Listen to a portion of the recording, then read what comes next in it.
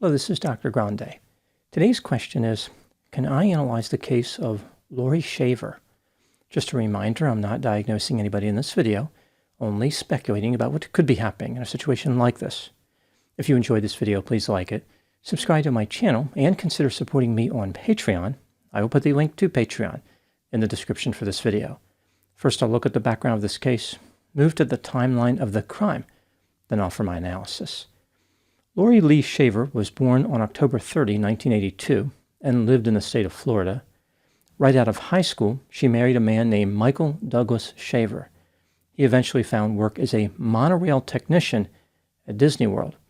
The couple lived in a trailer on a 5-acre property at 9850 Sandy Pines Road, Clermont, Florida, which is about 33 miles west of Orlando. The couple had 2 children. On September 4, 2014, Laurie contacted the police and accused Michael of domestic violence. She stated that she was arguing with Michael about a home repair project when he grabbed her by the arms and pushed her into a wall. He then retrieved a Ruger .40 caliber pistol. As they fought, Michael was struck in the head with this pistol. Laurie fled from the residence with her 2 young children and called 911. The police spoke to Michael. He said the argument turned violent quickly after Laurie threw a vase into the rear sliding glass door. He grabbed her in response to this act of aggression. Laurie retrieved a Cobra .38 caliber revolver and stated she was going to end it now. Michael wrestled the revolver away from her. However, she then retrieved a Ruger .40 caliber pistol, which Michael also took away from her. At this point, Laurie managed to get the revolver back from Michael and hit him in the head with it. The police determined that Laurie started the argument by throwing a vase into the sliding glass door, but when Michael grabbed her, he became the primary aggressor. Michael was arrested for domestic battery, and the charges were dismissed after he completed a diversion program. After the arrest, Michael started living in an aircraft hangar at work. He dated a coworker, but Laurie was upset by this and contacted Disney to complain. This led to the end of the relationship with the coworker. In May 2015, Michael returned home and resumed his romance with Laurie. Now moving to the timeline of the crime. On November 7, 2015, Michael was seen for the last time by a coworker named Frank. On November 8, Frank texted Michael but did not get a response. On November 9, Frank received a text from Michael's phone saying he was quitting work to save his marriage. Michael missed work on November 10, which was his next scheduled workday. On November 12, Michael's boss John texted Michael and received a response which read, quote, "I am having issues at home. In Georgia right now. Just fire me or I'll quit. I will not be returning anytime soon." Unquote. Frank stopped by the Shaver's trailer. Laurie told him that Michael left after they fought about another woman's phone number in his cell phone. She claimed that a man named Robert picked up Michael in a black SUV and drove him to Georgia. After Michael's disappearance, Laurie found a boyfriend named Jeremy, then became romantically involved with a man named Travis. She told Travis she was divorced. The couple married, even though Laurie was still technically married to Michael. Laurie went on with her life and never reported Michael as missing. She made many statements to various people about interacting with Michael after his disappearance. For example, Laurie regularly communicated with him. He was in jail for failing to pay child support. He was stalking Laurie, and he left to start a new life. On February 16, 2018, over 2 years after Michael disappeared, the police performed a wellness check at the Shaver's trailer after a friend of Michael's reported him missing. The friend told the police that he thought Michael's disappearance was suspicious and told them about Laurie's odd behavior. When the police questioned Laurie, she told them that Michael was in Georgia. The last time he was at the family house was after he was arrested for domestic violence in September of 2014. Laurie last saw him at a custody trial in 2015. Initially, Laurie consented to a search of her property, but after the police took an interest in a concrete slab, Laurie changed her mind and told them to leave. Digging into Michael's situation further, the police made a few discoveries.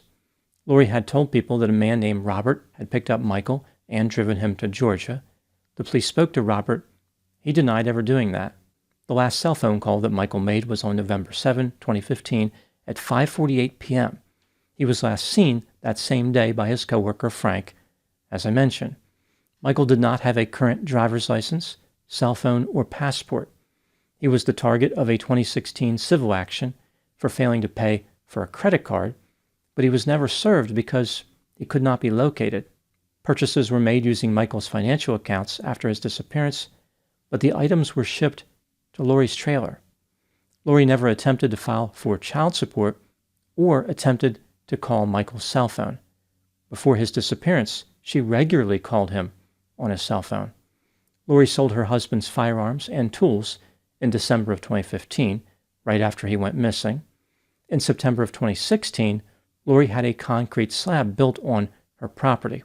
Michael's acquaintances and family members continued to receive Facebook messages from his account after his disappearance, but those messages were inconsistent with Michael's style of communication. The IP addresses used on the Facebook accounts associated with Michael and Laurie were identical. Laurie's lover Travis told the police that Laurie mentioned Michael Shaver. She stated, quote, "It's not that he's missing, he's no longer walking this earth," unquote. She also indicated that something bad happened and there was a body on the property. Starting in February 2016, Laurie dated a married man named Jeremy Townsend. Jeremy's wife, Vanessa, received Facebook messages from Michael's account and then text messages from someone claiming to be Michael.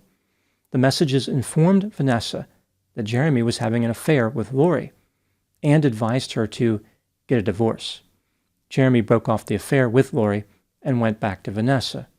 According to Jeremy, the relationship with Laurie was purely sexual, yet Laurie had his nickname, Jay, tattooed over her genitalia. On March 9, 2018, the police executed a search warrant for the Shaver property.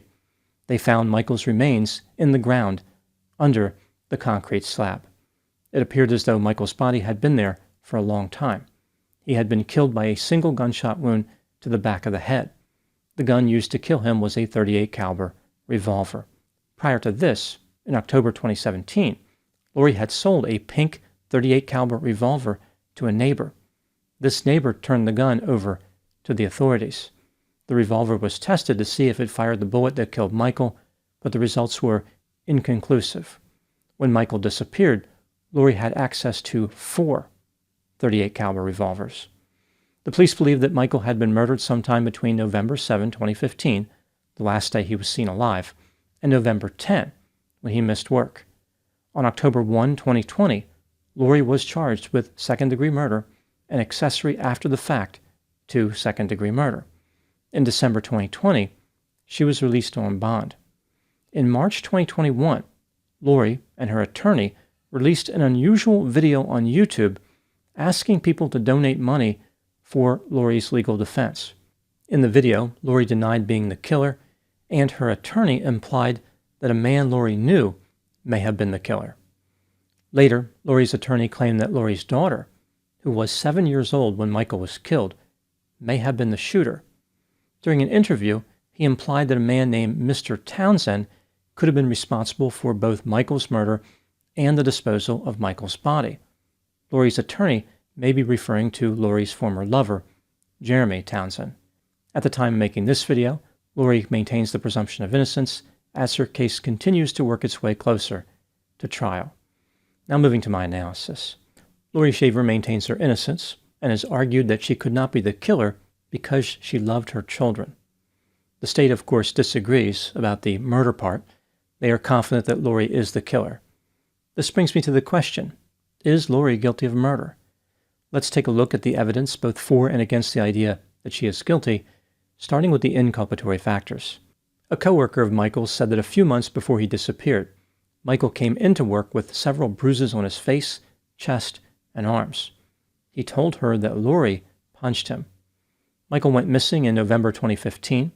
Laurie pretended that she was in contact with him, sold his property, impersonated him on social media, and never filed for child support. Clearly, she knew he was dead. Laurie had access to 4 .38 caliber revolvers, at the time that Michael went missing. In 2018, Michael's body was found buried under a concrete slab on his property. He had been killed with a .38 caliber revolver. The concrete slab had been constructed over his burial site in March 2016. Laurie was connected to the concrete through a purchase at Home Depot and a Facebook post where bags of concrete mix were visible. Laurie's attorney implied that Laurie's daughter may have been involved in the shooting. It is difficult to believe that a 7-year-old girl would kill someone with a firearm. The attorney also implied that an acquaintance of Laurie's may have been the killer and disposed of Michael's body. This reference may be to Laurie's former lover, Jeremy Townsend. Laurie had impersonated Michael in order to convince Jeremy's wife to leave Jeremy. This makes it seem like Laurie had a personal reason to accuse Jeremy of being involved. Namely, she was unhappy about being rejected romantically. Moving to the exculpatory factors, the state cannot prove when Michael was killed. They know when he went missing, but maybe he died later. No physical evidence connects Laurie to Michael's murder. Anyone could have killed him and buried him on the property. Laurie's attorney implied that Laurie's daughter witnessed or participated in Michael's death. The description of the incident offered by Laurie's daughter did not involve Laurie being the killer. When considering all the evidence in this case, do I think that Laurie is guilty of murder? Yes. In my opinion, she is guilty beyond a reasonable doubt. One could argue that Laurie is facing concrete evidence. What do I think happened in this case? This is just a theory, my opinion. Laurie Shaver was immature, self-centered, impulsive, irresponsible, aggressive, violent, cold, callous, insecure, afraid of abandonment, jealous, sensation-seeking, greedy, unsophisticated, manipulative, deceptive, and had a sense of entitlement. Her relationship with Michael was acrimonious and combative. Sometime around November 7, 2015, Laurie retrieved a .38 caliber revolver and shot Michael one time in the back of the head. She buried his body on the property, profited from his death by selling his belongings, and impersonated him to conceal his death, as well as to gain leverage in a tumultuous sexual relationship with a married man. Laurie not only murdered Michael, she wanted to get mileage from the relationship after his death. She was determined to extract every benefit possible from her victim. After implying that her short-term lover Jeremy was involved in the murder, Laurie added her daughter to the mix of people she falsely accused. She somehow convinced her daughter to remember how Laurie was not involved in the murder. No one is precious to Laurie. No one is off limits, even her daughter. Laurie is willing to throw anybody under the bus and run over them a few times. Now moving to my final thoughts. This case serves as a reminder that signs of violence and mood instability should never be disregarded. According to Michael, during the September 2014 fight with Laurie, she retrieved not one, but 2 firearms. Michael knew that Laurie was impulsive and dangerous, yet he reunited with her. If Laurie seduced him by saying something like, "We will never be far apart," or "You will be a permanent fixture in my life," this would represent one of the few times that she was telling the truth. Those are my thoughts on the case of Laurie Shaver. Please put any opinions and thoughts in the comments section. They consistently generate an interesting dialogue. As always, I hope you found my analysis of this topic to be informative. Thanks for watching.